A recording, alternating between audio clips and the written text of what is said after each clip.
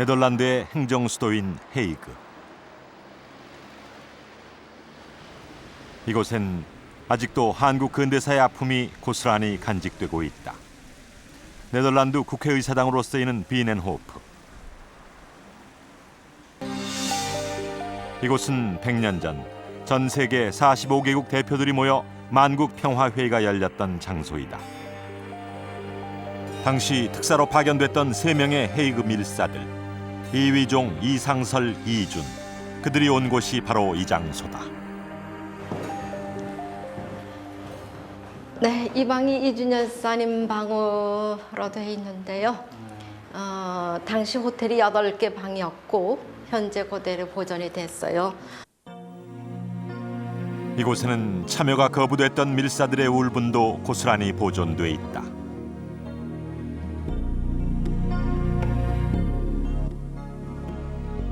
일본인들은 항상 평화를 말하지만 어찌 사람이 기관 총과 앞에서 평화롭게 살 수 있겠는가? 한국의 독립과 한국민의 자유가 이루어지지 못하는 한 극동의 평화는 있을 수 없다. 대한제국의 마지막 카드였던 헤이그 밀사의 좌절. 그것은 곧 야심차게 출발한 13년 대한제국의 종말이었다.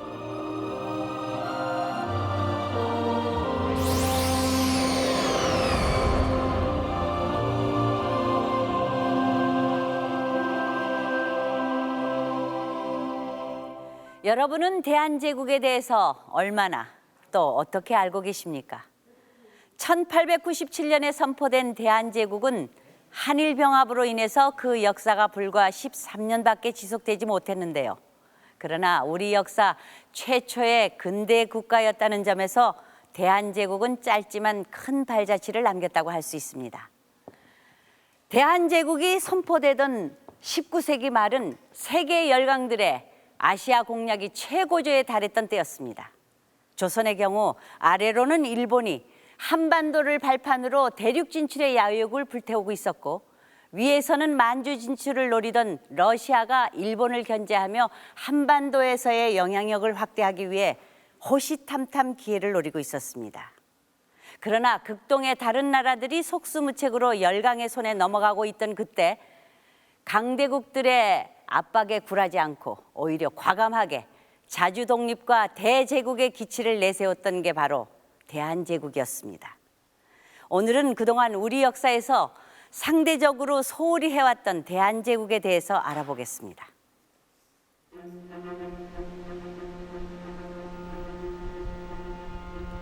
조선 세조 때 만들어진 환구단은 왕이 하늘에 제사를 올리는 신성한 곳이었다. 그로부터 400여 년이 지난 1897년, 고종은 이곳에서 황제 즉위식을 갖고 대한제국의 성립을 선포한다. 황제와 제국의 탄생. 오랜 세월 아시아의 맹주로 군림했던 중국의 그늘을 벗어나 비로소 진정한 자주 독립국이 되었음을 천명하는 역사적인 순간이었다.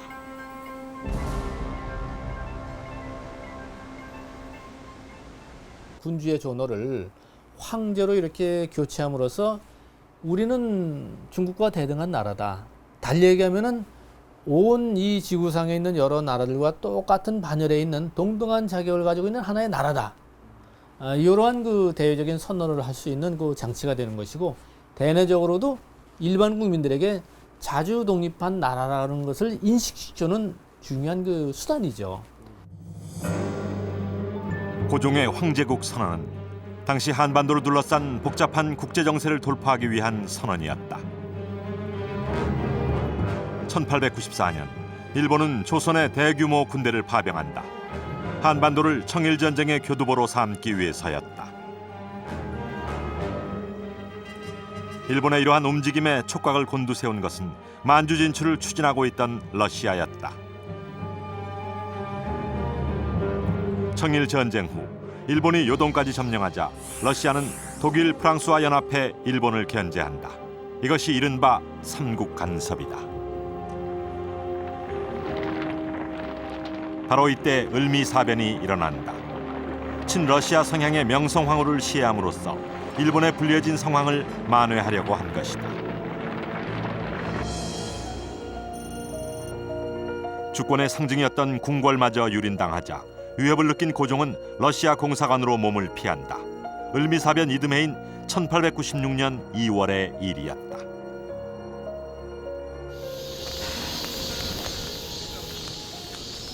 옛 러시아 공사관의 전망탑이 남아있는 정동.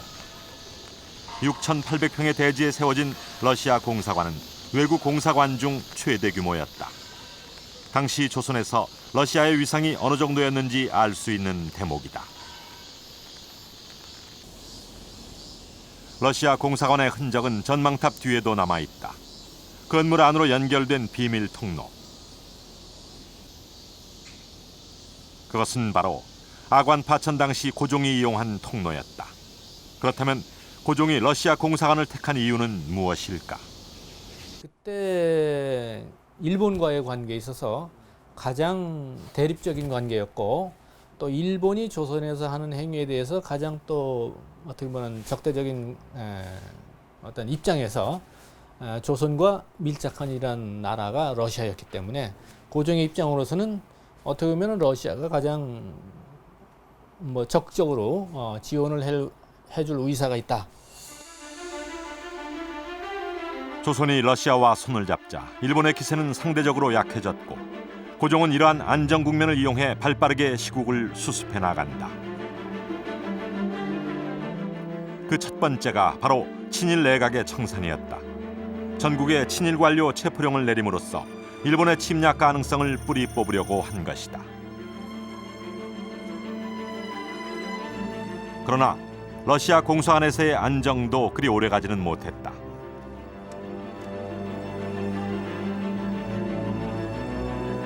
(1896년 5월) 러시아는 황제 대관식을 계기로 일본과 손을 잡는다.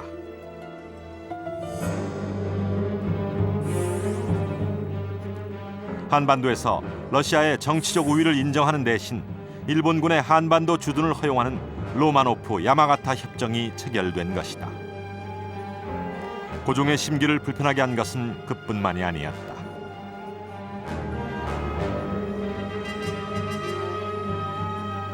러시아는 고종이 자국 공사관에 머무는 것을 이용해 광산 채굴권 등 각종 이권을 끊임없이 요구했고 미국 등 다른 열강의 이권을 넘겨주기까지 했다.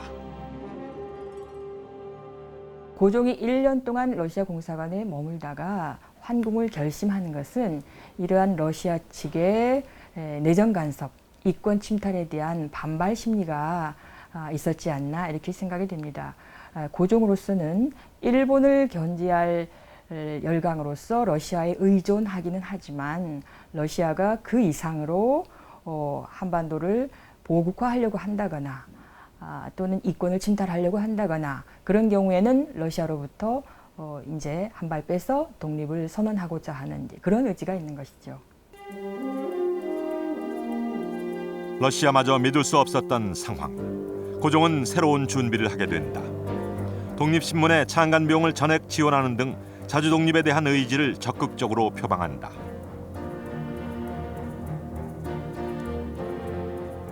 독립협회 역시 고종의 적극적인 지지와 후원 속에 만들어졌다.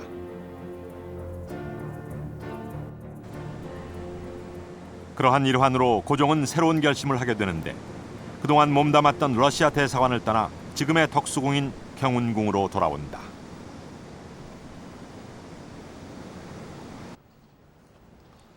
아관 파천 이후 정확히 1년 만의 환궁이었다.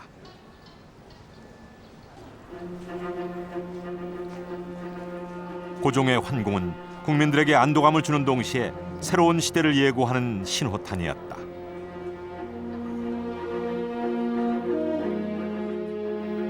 환궁 직후인 1897년 봄부터 전국의 유생들과 사회 각계각층에서 빗발치는 상소.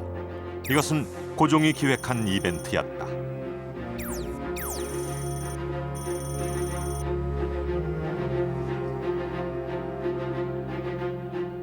그해 10월 고종은 마침내 황제 칭호의 사용을 수락한다. 고종으로서는 러시아 공사관에 1년 동안이나 파견했다가 돌아왔기 때문에 국가의 체면도 있고 자신의 위신도 있고 뭐 그런 상황이지요. 그래서 이제 제국을 선포하고 좀 부국강병한 나라를 만들어 보기 위해서는 스스로 황제의 자리에 올라서 이 세계 만방을 향해서 독립의 의지를 좀 선언할 필요가 있지 않았나 이런 생각이 들고요. 고종은 황제 즉위식 장소로 제천의식을 올리던 환구단을 선택하고 시설 정비에 나선다. 그러나 이를 지켜보는 열강들의 시선은 곱지 않았다. 당시 주한 미국 공사했던 알렌의 기록에 따르면 러시아를 제외한 대부분의 나라가 조선의 황제국 선언을 반대하는 입장이었다.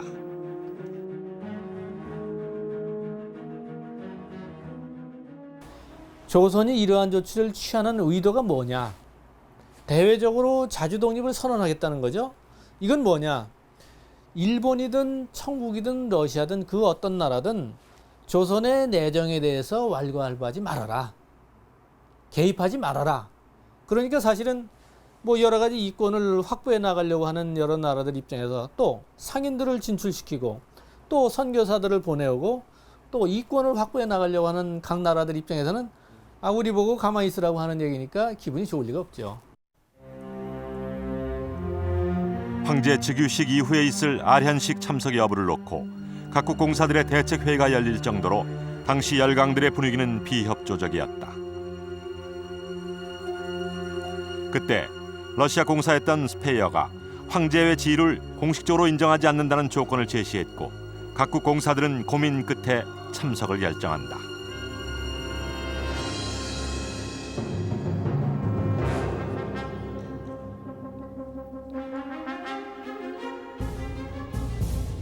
하지만 마침내 문무백관과 수많은 국민들이 지켜보는 가운데 고종의 황제 즉위식이 거행된다.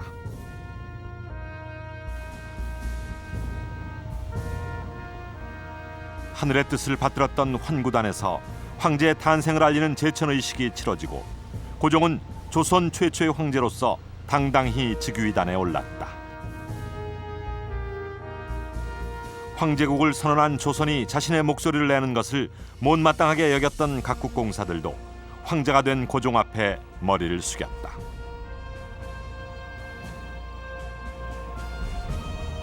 을미사변 이후 미뤄왔던 명성황후의 국장도 성대하게 치렀다.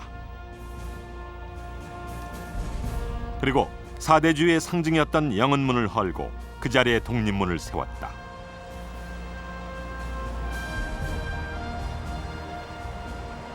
명실상부한 자주 독립국으로서 대한제국의 시대가 열린 것이다.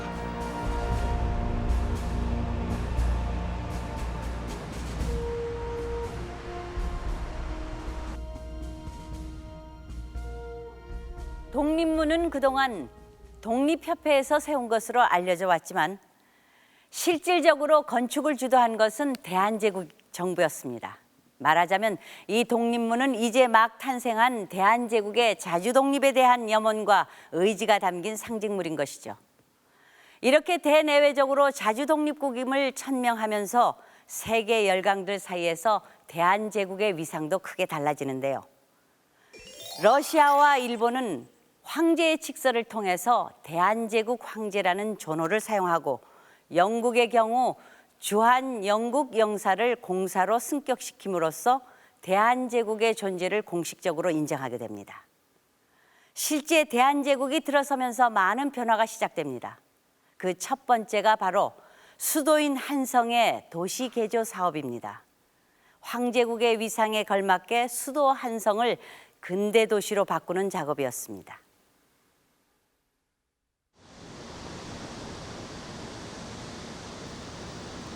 하관 파천 이후 고종이 기거했던 덕수궁 앞의 도로는 우산쌀 모양으로 여러 갈래의 길이 나 있는 방사상 도로다.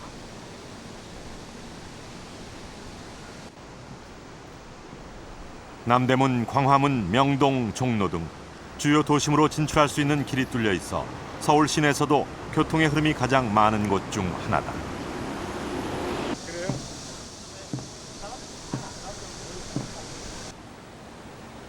덕수궁 앞의 도로가 지금의 모습을 갖춘 것은 약 100년 전 대한제국 시기의 일이다.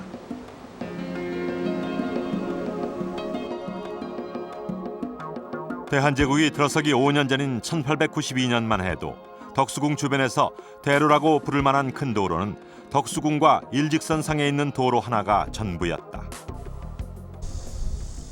그렇다면 대한제국기의 도로는 어떻게 달라졌을까?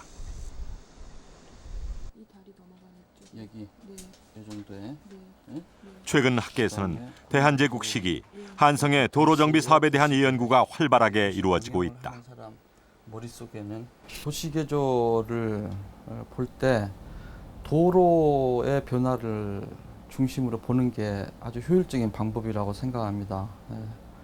도로 변화를 설명드려 볼게요.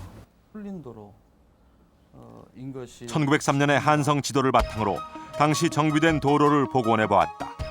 소공로가 신축되고 주변 도로가 방사상으로 확장되면서 통행량이 급증했는데 이것은 황궁인 덕수궁 주변을 중심으로 한성을 새로운 도심으로 만들려는 개조 사업의 결과였다. 말하자면은 근대적인 시민 사회에서나 성립하는 그러한 도시 공간이죠. 어쨌든 그 조선 왕조의 전통적인 어떤 도시 공간 이데올로기 그것이 전혀 배제되어 있는 그러한 도시 경영이었고 도시 개조였다. 근대화된 제국의 수도로 거듭나고 있던 서울. 100년 전 대한제국이 겪었던 변화의 흔적은 지금도 도시 곳곳에 남아있다. 광화문 사거리에 위치한 고종 주기 40주년 기념비전. 비전 옆에 서 있는 도로 원표는 당시 전국적으로 토지조사 사업을 실시하면서 그 측량 기점을 표시한 돌이다. 사다리꼴로 깎아서 만든 원표. 그런데 이것은 미국의 워싱턴 DC를 모델로 한 것이었다. 도로 원표와 그 모양이 거의 똑같다. 도시 개조 사업의 그 주역들이 10년 전에 그 워싱턴 DC의 주미 한국 공사관 팀들이었습니다. 그러니까 현지에서 근무를 하면서 본 워싱턴 DC의 그 도시적인 장점, 근대 도시로서의 그 우수한 점 이런 것을 서울에다가 한성에다가 그 도입하려고 했습니다. 그러니까 당시 워싱턴 DC라는 것은 프랑스의 파리와 함께 세계적으로 가장 선진적인 도시라고 그렇게 알려져 있었는데 그 도시의 장점을 서울에다 도입을 해서 어떤 근대화의 의지를 높이려고 했다. 그렇게 평가할 수 있습니다. 도시 개조 사업을 주도했던 한성 판윤 이채연 역시 주미 한국공사관 출신이었다. 워싱턴 DC의 영향을 받은 한성의 또 다른 변화는 공원 건설이었다. 당시 주한 미국 공사였던 알렌이 그린 지도를 보면 종로 한복판에 공원이 표시돼 있다. 그곳이 바로 지금의 종로 일가에 있는 탑골 공원이다.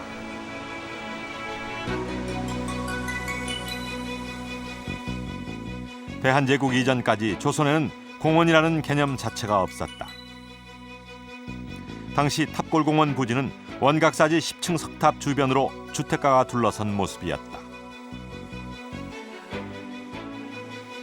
대한제국 선포 직후 도시 개조 사업이 진행되면서 주택가를 허물고 공원을 세운 것이다.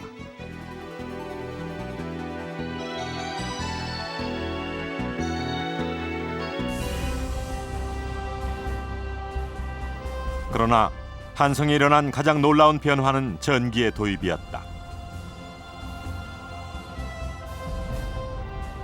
1899년 5월 한성에는 아시아 최초로 전차가 개통되는데 당시 전차는 세계적으로도 보기 힘든 것이었다. 내국인은 물론 주한 외국인들 사이에서도 전차는 큰 화제를 모았다.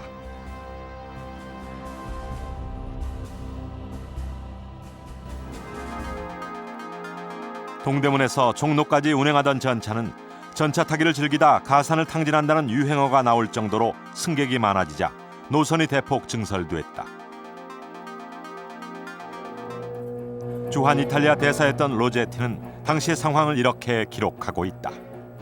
한성에 도착한 여행자들이 가장 놀라워하는 것은 전차였다.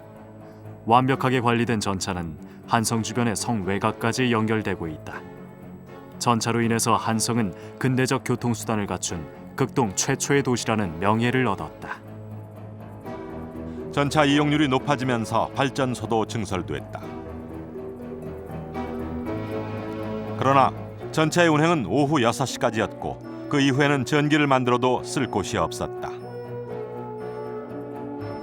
한성전기 회사는 남는 전력을 이용해 도심의 가로등 설치 사업을 벌여나갔다.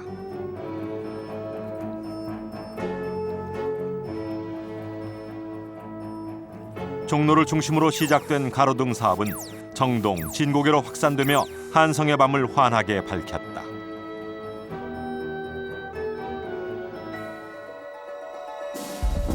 대한제국의 도시개조 사업은 불과 3년 만에 수도 한성을 근대도시의 상징으로 변화시키고 있었다.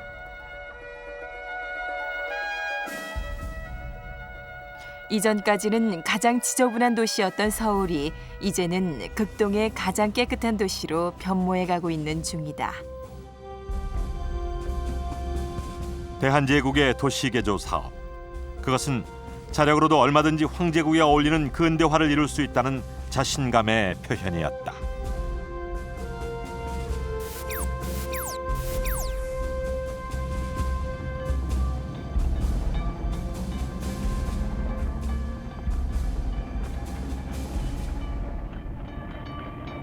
도심을 수놓은 가로등과 그 앞을 가로지르는 전차가 참 인상적이죠. 19세기 말에 발명된 전차는 당시로서는 첨단 문명의 상징이었는데요. 서구 사회에서도 흔치 않았던 이 전차를 아시아 최초로 도입한 나라가 바로 대한제국이었다는 사실이 놀랍습니다. 한성의 전차 개통은 당시 아시아에서 가장 근대화된 도시였던 일본의 동경보다도 무려 3년이나 앞선 것이었는데요. 이처럼 당시 대한제국의 근대화 수준은 세계 열강들과 비교해도 결코 뒤지지 않는 것이었습니다. 더욱 놀라운 것은 이러한 변화가 대한제국 선포 이후 불과 3년 만에 이루어졌다는 것입니다. 자본이나 기술이 충분하지 않았던 당시로선 참 쉽지 않은 일이었을 텐데요. 대한제국의 근대화가 이렇게 급속도로 진행된 것은 고종 황제의 확고한 의지가 있었기에 가능한 일이었습니다. 세계 어디에 내놔도 손색이 없는 근대 국가를 만들기 위해 온 힘을 다했던 고종과 대한제국 정부. 근대화 사업이 본격적으로 궤도에 오르면서 대한제국은 도시 개조 사업과 같은 외관상의 변화뿐만 아니라 보다 내실 있는 변화를 계획하게 됩니다.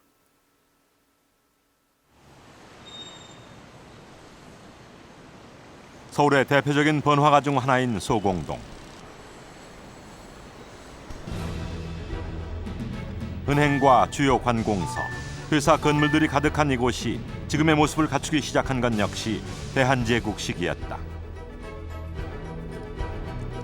1894년까지 5개 불과했던 한성의 기업 수는 대한제국 중기인 1904년 40배 이상으로 불어난다. 이런 변화는 생산을 늘리고 산업을 일으킨다는 뜻의 식산흥업 정책에 기반한 것으로 실업학교를 설립하는 것도 그 일환이었다. 각 분야의 전문가들 양성함으로써 외세에 의존하지 않고 자력으로 근대화를 달성하려고 했던 것이다.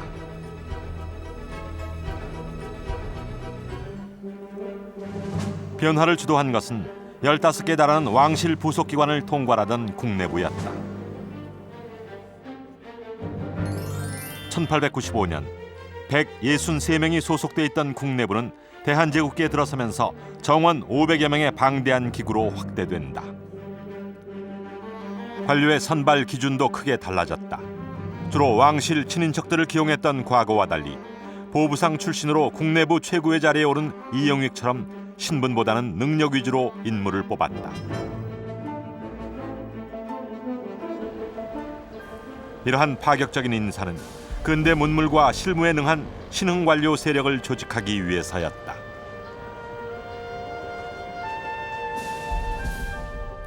조선 왕조에서는 불가능했던 이런 조치는 근대 국가를 만들려는 고종의 확고한 의지였다. 각종 근대화 사업 기구가 국내부에 소속되어 있었고요. 소장 국내관들이 근대화 사업을 추진하는 실무 관료로 활약하고 있었습니다. 정권의 핵심을 기존의 양반 관료가 아니라 신분 배경이 미천한 이용익과 같은 인물이 차지하고 있고, 그들이 정권의 핵심을 장하고 있고, 또 그들의 정치 이념이 기존의 유교 정치 이념이 아니고 부국강병한 근대국가 체제, 그것을 지향했다면 대한제국의 근대국가로서의 면모를 이런 부분에서 찾을 수 있지 않을까, 이렇게 생각합니다. 부국강병한 근대국가를 만들기 위해 가장 중점을 둔 것은 군사력의 강화였다. 1899년 대한제국 정부는 기존의 육해군을 하나로 통합한 원수부를 창설하고 황제를 호위하는 시위대와 지방의 진위대를 대폭 증강한다. 그리고 고종은 군사 통치권자로서 육해군을 직접 지휘하는 황제의 친총 법안을 만든다.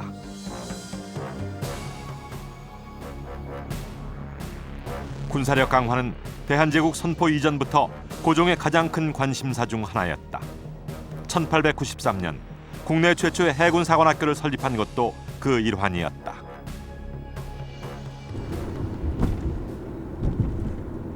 당시 해군사관학교가 있었다는 강화도 이게 동지행 학당지 지역 주민들의 증언에 따르면 해군사관학교는 갑곶진의 성공회 본부 바로 옆에 있었다고 한다. 건물 복원이 아직까지 지금 진행이 제대로 잘 안 되고 있죠. 선생님, 여기 그 기록에 의하면 여기가 그 해군사관학교가 맞나요?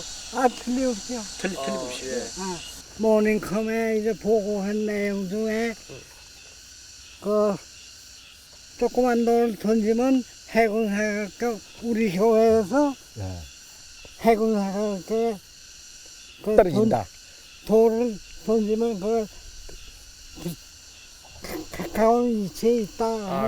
왜냐면 사관학교 강화 나루터가 있던 갑곶진, 바로 이 자리가 성공회 강화지역 본부가 있던 곳이다.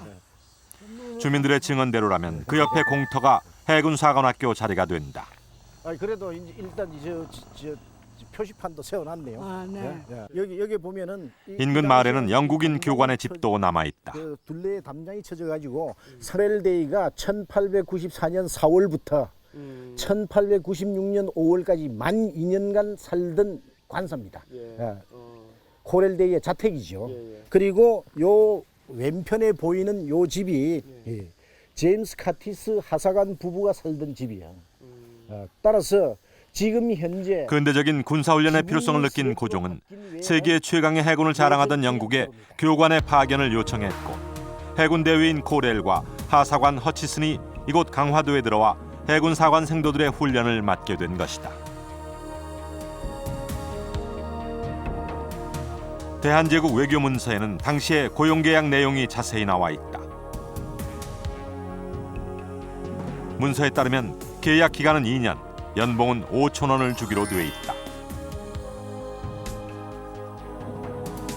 비록 160명의 소규모로 시작됐지만 이는 최초의 근대식 사관학교였다.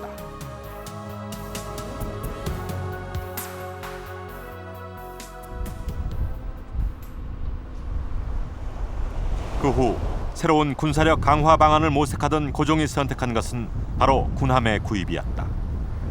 태극기는 그러나 당시 대한제국에는 군함을 제작할 만한 기술이 없었기 때문에 외국에서 수입해야만 하는 상황이었다. 훈련소로 사용할 때의 사진입니다.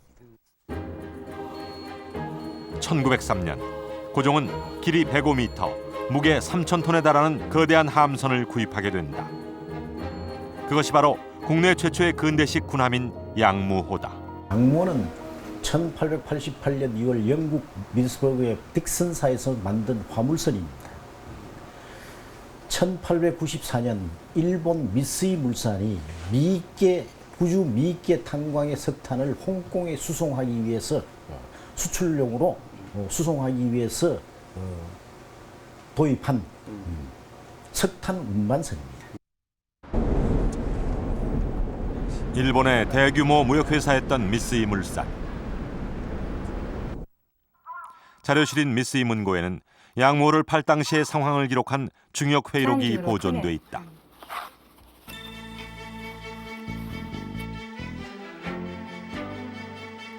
배가 워낙 커서 유지비가 많이 들기 때문에 석탄선으로 쓰기에는 채산성이 맞지 않아 대한제국 정부에 판매한다는 내용이다.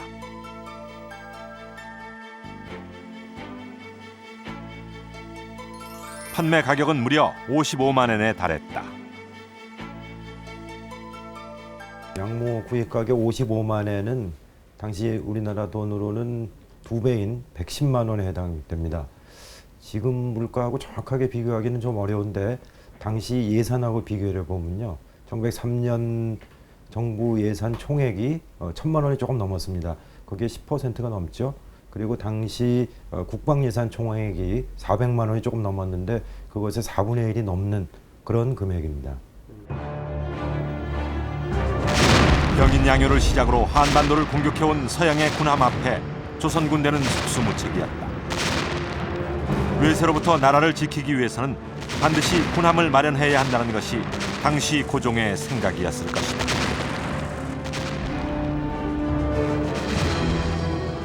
무리수를 두면서까지 양무호를 구입했던 이유도 거기에 있다. 비록 석탄선에 불과했지만 포신을 달아 개조한 양무호는 군함으로서 손색이 없었다.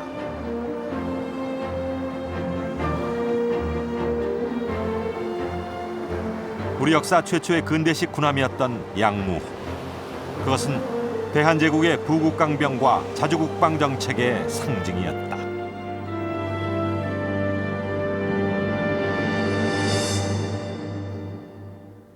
일 년 예산의 10%에 달하는 거액을 들여 구입했지만 안타깝게도 양무호는 단 한 차례도 참전을 하지 못했습니다. 해군을 모집해 훈련을 하는 도중 러일 전쟁이 일어나 군사행위 금지령이 내려졌고 러일 전쟁 직후인 1905년에는 을사늑약이 체결돼 사실상 일본의 내정 간섭이 시작됐기 때문이죠. 그렇게 역사의 뒤안길로 사라진 양무호의 운명처럼 고종과 대한제국 정부의 앞날에도 먹구름이 드리우기 시작합니다. 고종이 기거하던 경운궁 앞은 보시는 것처럼 일본 헌병들이 24시간 지키고 있어서 전처럼 활발하게 대외 활동을 하기 힘들어진 것인데요. 그렇다면 고종은 이런 상황을 묵묵히 받아들이고만 있었을까요? 박노은 아나운서 어떻습니까? 그렇습니다. 당시 고종 황제는 말 그대로 고립무원 상태였는데요. 하지만 그렇게 열악한 상황에서도 대외 활동을 활발히 벌였다는 사실을 알 수 있는 흥미로운 기록이 있습니다. 1906년 한국에 들어왔던 영국 트리뷴지의 더글러스 스토리 기자가 쓴 회고록인데요. 당시 그는 일본군의 감시망을 뚫고 몰래 고종과 서신을 교환하는가 하면 직접 만나기까지 했다고 합니다. 그리고 이 모든 과정을 황제의 밀사가 도왔다고 전하고 있는데요. 이 기록을 보면 당시 고종의 대외 활동을 돕던 일종의 비밀 정보 조직이 있었다는 사실을 알 수 있습니다. 황제를 보조하던 이름 없는 밀사들, 그 실체는 무엇인지 추적해봤습니다.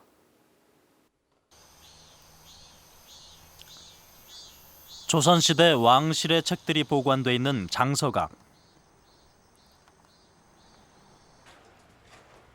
바로 이곳에 고종의 비밀 정보 조직에 대한 기록이 남아 있습니다. 제국 익문사 비보장정. 익문사는 당시 중국에 있던 언론사의 이름인데요. 그렇다면 이 책과 비밀 정보 조직 사이에는 어떤 관계가 있는 걸까요? 본사는 제국 익문사라 칭하여 사무소를 한성중앙에 둔다. 제2조 본사는 매일 비보를 구성해서 이 목적을 드러내면 되지 않으니까 통신사를 가장한 겁니다. 그래서 이 당시 사람들한테는 통신사, 언론사로서 익숙한 용어를 일부러 썼다고 볼 수가 있습니다. 그리고 비보 장정이라는 것은 비밀 보고, 그러니까 황제에게 직접 비밀리에 보고하는 그 체계에 관한 규정, 그런 뜻이 되겠습니다.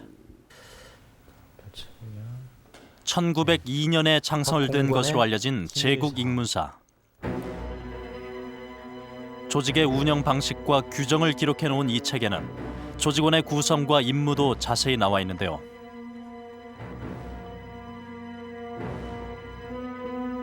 수도인 경송에는 보통정보원이, 지방에는 상임정보원이 있었고 항구와 해외를 담당하는 정보원까지 총 61명이 소속돼 있었습니다.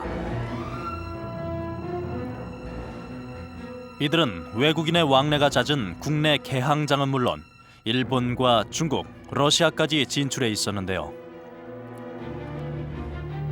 당시 일본은 궁 안에 군대를 배치해 고종을 감시하고 친일 관료들을 통해 정보를 빼내고 있었기 때문에 이러한 비밀 정보 조직이 아주 절실한 상황이었습니다.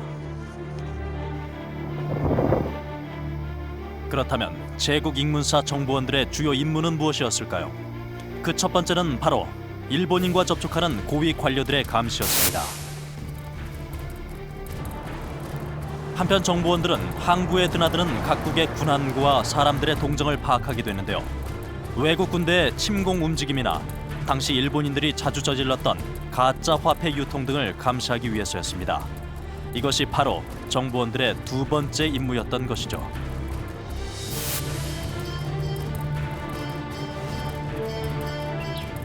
세 번째는 국내에 들어와 있는 외국인들의 동향을 파악하는 일이었는데요.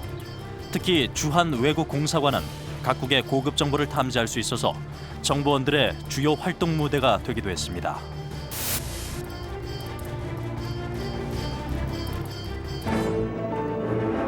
또한 제국익문사는 당시 대한제국과 수교를 맺고 있던 11개 나라 중 한반도에 가장 큰 영향력을 행사하던 러시아와 청, 그리고 일본의 9명의 해외 정보원들을 파견하기도 했습니다.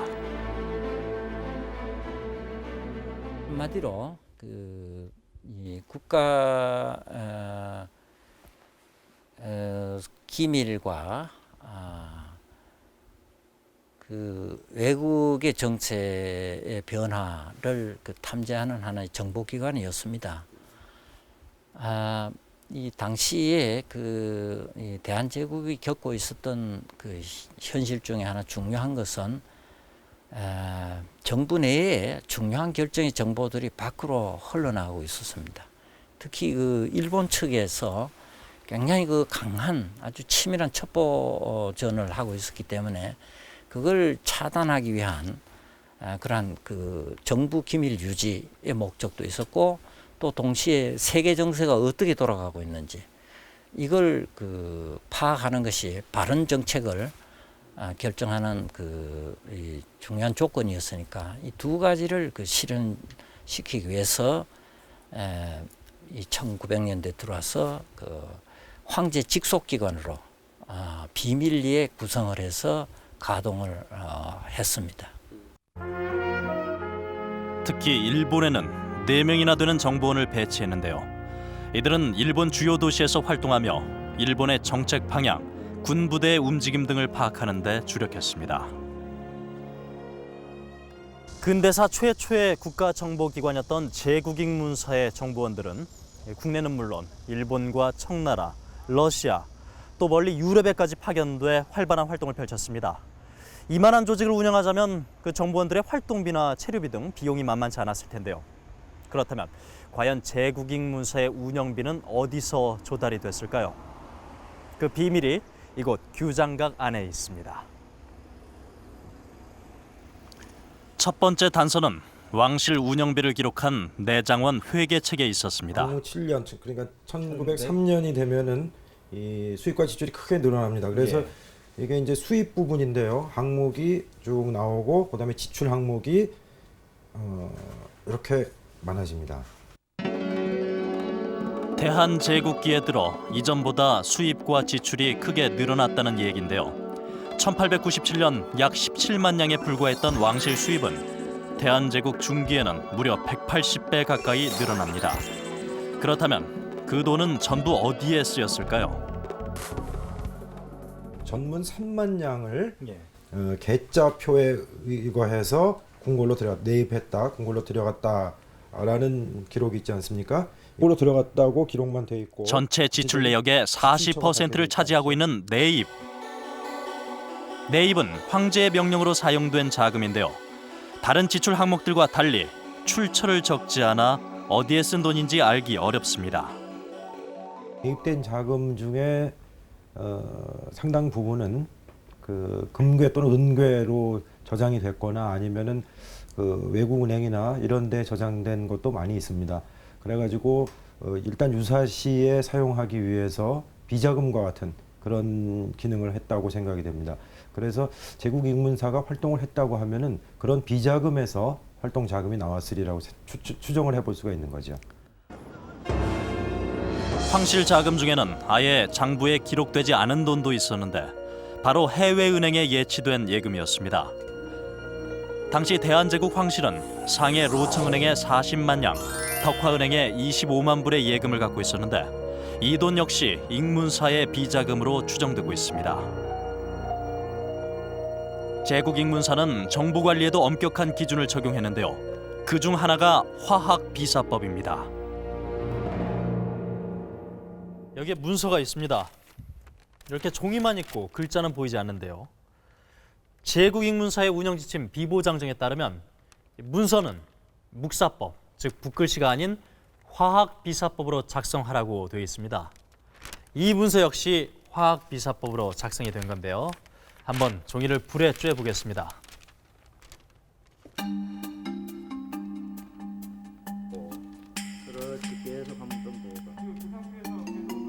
과일즙이나 화학용액을 이용해 투명하게 글씨를 쓴 다음 읽을 때는 열이나 또 다른 화학용액을 사용하는 방식.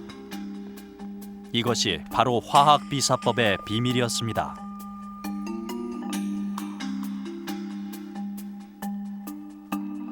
또한 이렇게 작성한 문서를 황제에게 보고할 때도 제국익문사를 통한 것인지 확인할 수 있도록 왕실을 상징하는 자두꽃 무늬와 성충보좌라는 글씨가 새겨진 제국익문사 고유의 인장을 사용했습니다. 바로 이러한 정보의 수집과 전달 체계가 있었기에 대한제국 정부는 일본의 감시 속에서도 정보 활동을 펼칠 수가 있었던 것입니다. 그렇군요. 근대사 최초의 비밀정보기관이었던 제국익문사는 한반도를 둘러싼 열강들의 정치적 압박 속에서도 자주 독립의 의지를 꺾지 않았던 대한제국 정부의 노력이 얼마나 치열했는지를 잘 보여주고 있습니다. 그러나 이러한 노력에도 불구하고 1900년 이후의 한반도 정세는 더욱 긴박하게 움직이기 시작합니다. 대한제국 선포 이후 몇 년 동안은 러시아와 일본이 서로 견제하면서 어느 쪽도 절대적인 지배권을 행사하지 못하는 세력 균형 상태가 이루어지는데요. 1902년 일본이 영국과 제1차 영일 동맹을 맺음으로써 사실상 한반도에서의 지배권을 인정받게 되자 이러한 힘의 균형 상태가 무너지게 됩니다. 이후 일본은 노골적으로 한반도 공략을 강화하고 대한제국의 운명은 그야말로 풍전등화처럼 불안한 상태가 되죠. 그러나 이런 상황에서도 대한제국 정부는 희망을 버리지 않습니다. 나라의 운명을 뒤흔드는 열강들의 세력 다툼, 그 거센 폭풍우 속에서 대한제국이 선택한 마지막 카드는 과연 무엇이었을까요? 영일동맹으로 일본의 한반도 공략이 본격화되자 이에 맞선 러시아는 국경 수비대를 동원해 압록강 하구의 용암포를 강제 점령한다.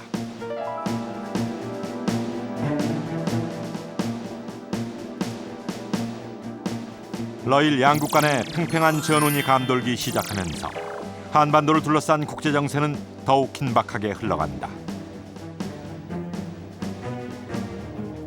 전쟁의 최대 피해자는 대한제국일 수밖에 없었다.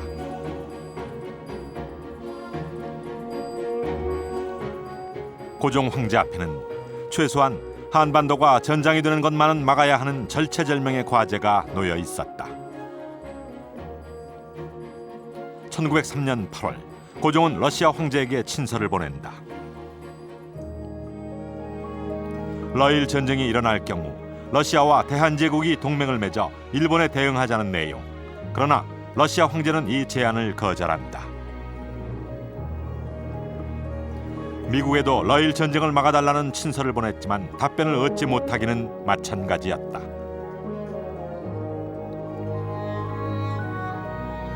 이제 고종이 할 수 있는 것은 오직 하나.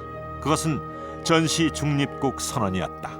러일 전쟁이 일어나기 직전 이 2월 6일에 전쟁이 나지 않습니까? 그 1월 달에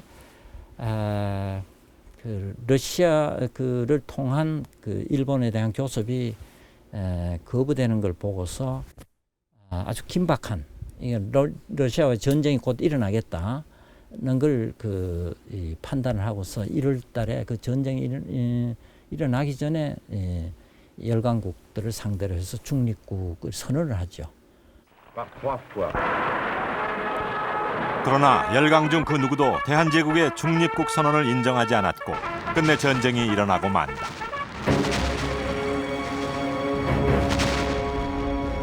중립국화 전략에 실패한 근본적인 원인은 러일 전쟁 전후에 한반도를 둘러싼 세력 관계에 있었다. 영국의 경우 일본과 영일 동맹을 체결해 한반도에서 일본의 지배권을 사실상 인정했고,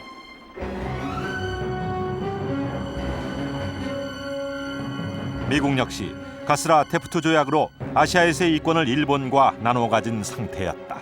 미국은 일본에게 대해서 대한제국의 어떤 지배권을 인정해 주는 대신 필리핀에 대한 그런 그 지배권을 양해를 받게 됩니다. 그래서 미국은 필리핀에 대한 지배를, 일본은 대한제국에 대한 지배를 서로 양해하게 된 그런 그 각서가 카스라 테프트 밀약입니다. 동아시아에 대한 그 영토를, 동아시아 지역을 각국이 서로 침략을 하면서 서로 식민지 국가들, 제국주의 국가들 간의 영토 분할 어떤 조약이라고 볼 수가 있겠습니다. 전쟁은 불과 3개월 만에 일본의 압승으로 끝났고, 영국, 미국과 손을 잡은 일본은 본격적으로 한반도 침략에 나선다.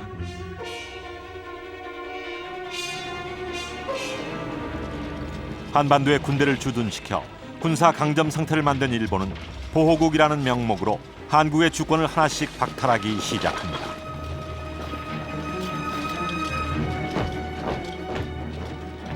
그리고 1905년 11월 고종의 승인 없이 5명의 대신들만 참석한 가운데 일본의 외교 감독권과 내정 간섭권을 인정하는 을사늑약이 체결된다. 하지만 정식 조약이 될 수 없는 문서였다. 고종이 끝내 서명을 하지 않았기 때문이다.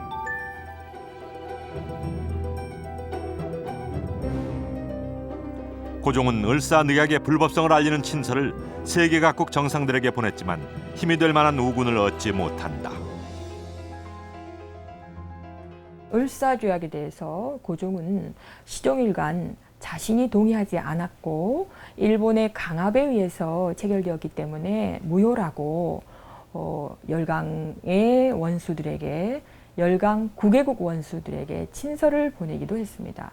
하지만 당시의 국제 정세라고 하는 것이 아시아에서 일본이 청일전쟁, 러일전쟁을 거쳐서 제국주의화하고 있는 것을 미국이나 영국이나 기타 열강들이 다 승인해준 상황이었기 때문에 한국의 황제가 을사조약이 불법이라고, 무효라고 호소하는 것에 귀 기울여 줄 수 있는 상황은 아니었습니다. 그러나 이대로 주저앉을 수는 없었다. 서울 정동의 중명전. 원래 덕수궁의 일부였던 중명전은 한때 고종의 집무실 겸 비밀 접견실로 사용됐다.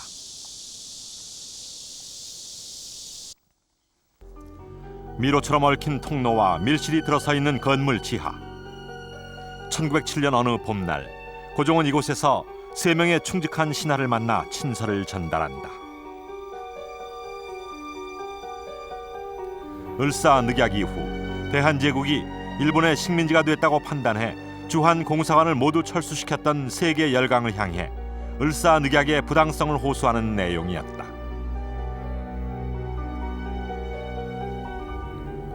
이위종, 이상설, 이준.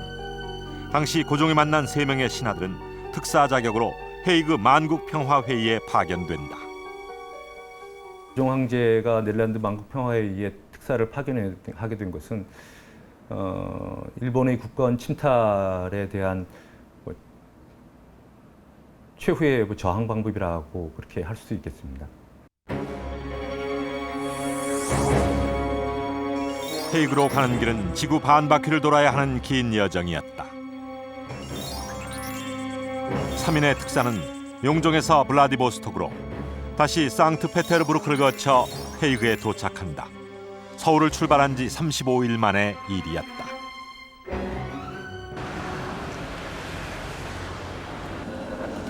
(1907년 6월) 당시 헤이그에서는 전 세계 45개국이 모이는 제2차 만국평화회의가 열리고 있었다. 헤이그 시내 아담한 2층 건물. 당시 특사 일행이 투숙했던 호텔이 이준열사 기념관이라는 이름으로 보존돼 있다. 네, 이 방이 이준열사님 방으로 되어 있는데요.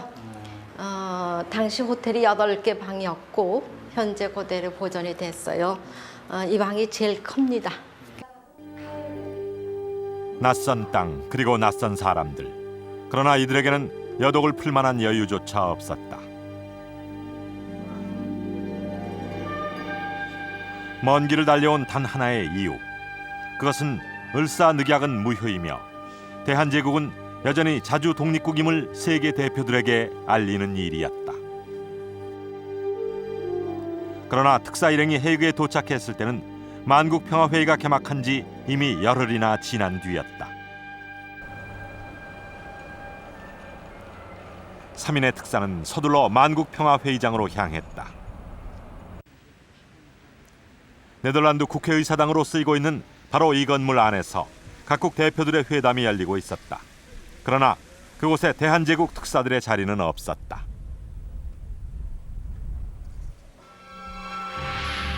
네덜란드 정부로부터 정식 초청장을 받지 못했다는 이유로 회의장 안에 들어가는 것조차 거부된 것이다.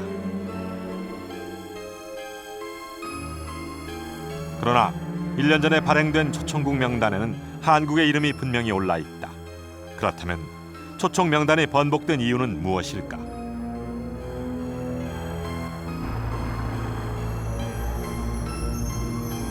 특사들은 만국평화회의 제안국이자 대한제국의 회의 참가를 권유했던 러시아에 도움을 청한다.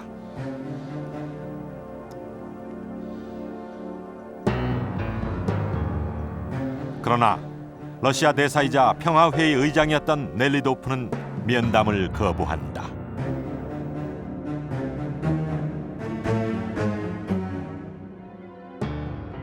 넬리도프 의장은 한국 밀사들의 면담 요청조차 거절했습니다. 그 표면적인 이유는 네덜란드 정부의 공식 초청장을 받지 않았다는 것이었습니다. 그런데 사실상 그 밀사들이 헤이그에 도착하기 이미 보름 전 6월 10일 그 넬리도프 의장은 러시아 본국 정부로부터 이미 훈령을 받아놓은 상태였습니다. 그 훈령이란 헤이그에 한국 밀사들이 도착해서 협조를 요청하면 정중하게 거절하라는 내용이었습니다. 러시아가 대한제국을 만국평화회의에 끌어들인 것은 일본을 긴장시키기 위해서였다. 그러나 막상 회의가 열릴 무렵엔 일본과의 이권분할 협상이 순조롭게 진행되고 있었고 더 이상 대한제국을 도울 이유가 없어진 것이다. 러시아는 기존의 한반도에서 가지고 있던 그 기득권을 좀 더 유지하기 위해서, 그 다음에 일본이 원하는 한국병합에 대한 승인을 해주려면 그에 대한 대가를 더 많이 얻어내기 위해서 협약이, 밀고 당기는 협약이 이루어지고 있던 시기입니다.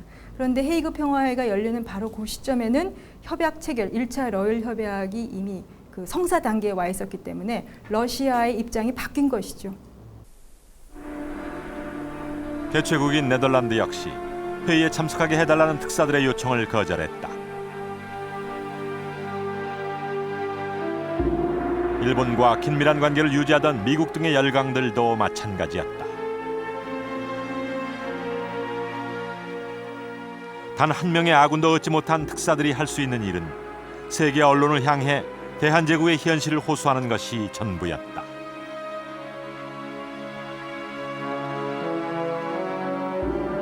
그리고 그해 7월 특사 중 한 사람이었던 이주는 해그에서 쓸쓸한 죽음을 맞는다.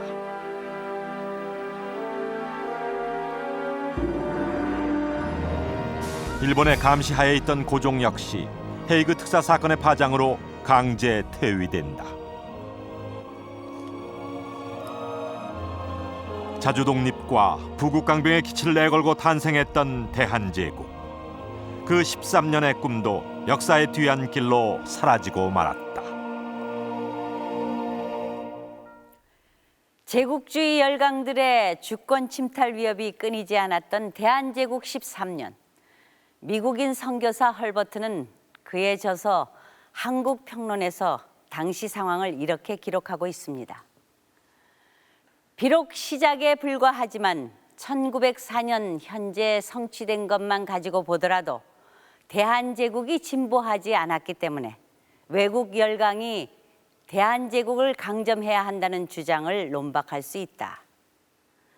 절대적으로 불리한 국제 정세 속에서도 근대화 사업과 군사력 강화 등을 통해 주권을 지키려던 대한제국 정부의 노력과 그 성과가 잘 드러나는 대목인데요. 이렇게 처절한 노력에도 불구하고 당시 국제 정세를 적극적으로 극복하는 데는 분명 한계가 있었습니다. 결국 대한제국은 13년이라는 짧은 역사에 마침표를 찍고 나라를 일본에 넘겨주고 맙니다. 이런 비극적인 결말 때문에 그동안 우리는 대한제국의 역사를 애써 외면하고 싶었는지도 모릅니다. 하지만 역사는 단지 과거형의 사건이 아니라 우리의 미래를 보는 창입니다. 비록 암울한 시대였다고 해도 그 역사를 제대로 되새기지 않는다면 과거의 오류는 언제든 다시 반복될 수 있습니다.